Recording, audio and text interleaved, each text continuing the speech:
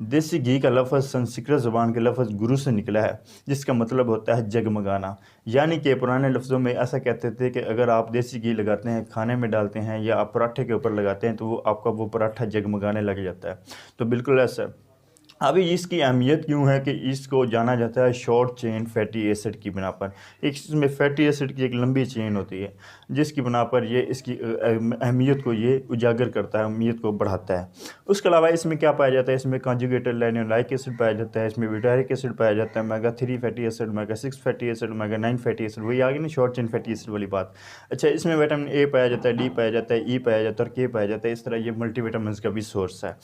अच्छा, ये क्यों खाना चाहिए, ये कितना ज़्यादा फ़ायदेमंद है ये आपके ब्रेन के लिए? सबसे पहले आपका ब्रेन से स्टार्ट करते हैं। अच्छा, इसमें आपके ब्रेन में जनाब 60% फ़ैट होता है, और ये फ़ैट जनाब अगर आप कहते हैं कि देसी घी खाते हैं तो ये आपके